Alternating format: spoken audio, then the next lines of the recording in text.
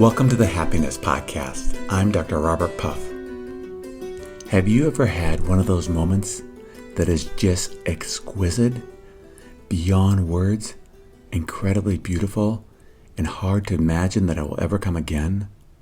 I bet we've all had these moments. They may not come often, but when they come, they are powerful and incredibly rememberable. For some of us, we may have them often. For others of us, they may only come once or twice in our entire lives. But when they come, like I said, they are breathtaking. Let me share one with you that I had recently. I was on vacation to Yellowstone National Park, which is here in the United States. It's one of the most beautiful places in the world, and they have what are called hot springs. These are either large or small pools of water that are very hot. They're able to maintain this high level of heat because hot springs feed into the lava below, and the lava or magma heats up the water. They can come in very different colors, but there was one that I saw that was truly breathtaking. It was so deep. It was the bluest blue imaginable. I just even can't describe how blue it was. It was like magical. And it was, again, like I said, breathtaking. I remember standing there and going back to it another day because it was just so incredibly blue that I just wanted to see it again. And like I said, it took my breath away. And it was so beautiful that for me, it created within me, called a peak experience, an experience of joy and bliss that is very hard to put into words. But I also remember walking away from the hot springs and thanking life for this most magical experience and then letting it go.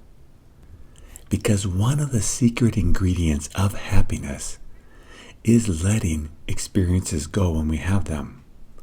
We have a tendency, if we're not careful, to compare past experiences to current experiences, and sometimes when we have these most magical experiences, it is very unlikely that our daily life will ever compare to these magical experiences. So if we don't let them go, we will suffer. And if we're not careful and let these experiences go, there can be so many ways that we can suffer in our lives. Let me give a few examples. I remember once talking to a man who loved to play football, or as we say here in the United States, soccer. Well, 20 years earlier, he had had a perfect game. I mean, it just went exactly as he wanted. He didn't have any thoughts. He just played in the zone. And in his mind, it was the best game of his life. But when I was talking to him, he really displayed a desire, a longing to have a game just like that again, an experience like that, where everything was perfect, and he spent 20 years trying to recreate it with little to no success, and it caused him a lot of suffering. Sometimes when we're younger, we are blessed or perhaps cursed with early success, and this early success leads to lots of suffering later. Haven't we all known people, perhaps in high school or when we were in college, that were very successful, very popular at what they did, and they just want to recreate that, go back to that, and live there again, instead of moving on and being thankful for what they have now, even though it may not be at the same level of success than they used to have. If you don't believe me, look into early superstars, people that peak at a very young age.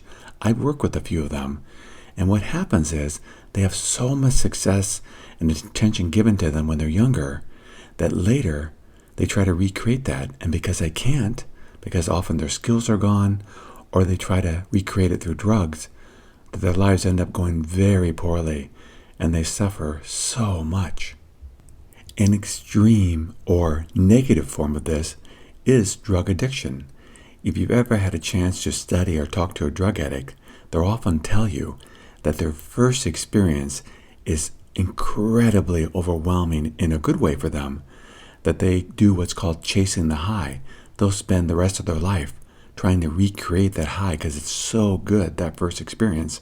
But afterwards, They're just using the drug to sustain their own habits from suffering instead of getting the experience of high anymore.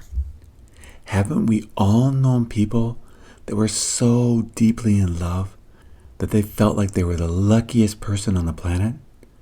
And then their partner leaves, either through a breakup or through death.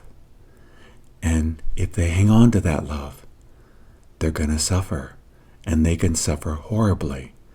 I knew a woman that when her husband died, literally drank herself to death because she just couldn't live without him. So what do? We're given these exquisite moments, peak experiences that are just breathtaking.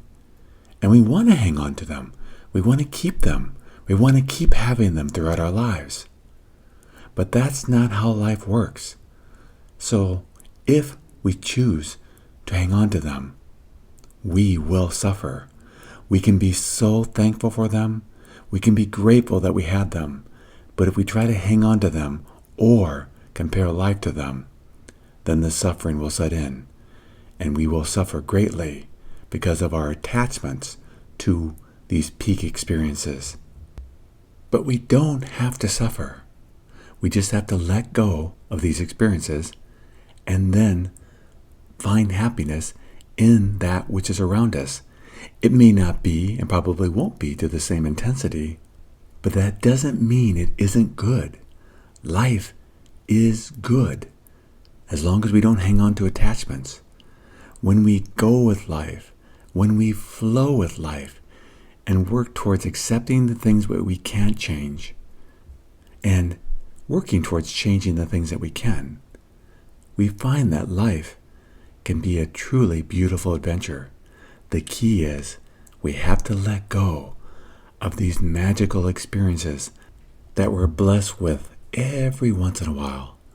The key is to see them as a gift from the universe to us as we journey through life. We're thankful for them. We're so grateful for having them. But we realize they're not easy to recreate. And if we try to force them, I think often we'll spend our lives just chasing them, like the drug addict or my friend who played football or American soccer. We can chase things our entire life. Or sadly, sometimes we're so depressed and grieved over the loss of them that we give up on life. That's not the way to find happiness. Happiness is found through taking in every moment of life in the fullness that it is given to us. Sometimes we're given the most exquisite moments. Sometimes it's just mundane. But even the mundane can still be beautiful if we realize we're not comparing it to anything else. We're seeing it as a unique experience, and we're thankful for each moment that we're given. With this thankfulness, with this appreciation for what we have, without comparing to the past or wishing things would go back to what we had, instead just savoring each moment of life, what we will find is happiness. It may not be the peak experiences or these blissful experiences that we have sometimes, but it will be an acceptance, a peacefulness, a joy, a happiness for what we are given each moment that we take and experience life. It's really focusing in on the here and now and trying to avoid comparing to past experiences. Instead, we focus on what's happening right now and say, is there something beautiful I can be with right now? And when we quiet our minds, when we're just in the here and now, what we'll find is that peacefulness, that happiness is actually our natural state. It's when our thoughts kick in that it disturbs our happiness. I remember on the day that I saw that most beautiful hot springs, thinking, I can't hang on to this. I can be thankful for it, but I need to let it go because life is beautiful. But if I'm going to compare it to that most beautiful hot springs, I'll suffer. So I needed to let it go, and I did. I still think about it. I sometimes even look at it because I took some wonderful pictures, and I probably will go back and visit it again. I'm pretty sure I will. But right now, I'm not at that hot springs, so I let it go. I'm thankful for the experience. I'm so grateful I got to see that, but I don't hang on to it. So the question to ask ourselves is, am I hanging on to something from the past or something that's happening right now that is exquisite? Because if I am, I'm going to suffer. I can enjoy what's happening right now. I can remember what happened before. But when it's over, I need to let it go if I truly want to be happy. Hanging on to things is the path of suffering. And one of the absolute positive guarantees of life is that life is impermanent. Life changes. And if we flow with those changes, life goes well. If we fight those changes, we will suffer. And the simplest way to let things go is just by focusing in on what's happening now, what's going on right now, and give attention to that and find joy and beauty in the present moment. When we're in the present moment, it often is quite good. There's often things we can focus on that are pretty good, or things that we could do to make it better because we're focused on the here and now. But when we're stuck in the past or we're hanging on to something, we are going to suffer. I want to end with perhaps a little bit of encouragement. I know sometimes it can seem like, but Dr. Puff, I like those experiences. I want to have them often. Well, what I have found, and you may not find this to be true, so I want to put it as a caveat. It may not be true for you, but it has been true for me because I really work at not hanging on to things. Those peak experiences, those magical, wonderful experiences that we have, guess what? I have them pretty often because I'm not seeking them. They usually come out of absolutely nowhere, but they come, and they come often, and I'm thankful for them. But when they're over, I let them go. I don't know what will happen to you, but that's what's happened to me in my life. So as a word of encouragement, learn this skill of letting go, and perhaps too, you will find they'll come more often because you let them go. And remember, whatever is happening, work towards being happy right here, right now. Change the things you can and never give up when you can change them, particularly when they're suffering. But in the moment, if right now you can't do anything, then learn to love and accept what is happening. That is the key. And what we may find if we do that is these beautiful experiences start coming by and visiting us often because we have learned to let go of them. Thank you for joining me on the Happiness Podcast.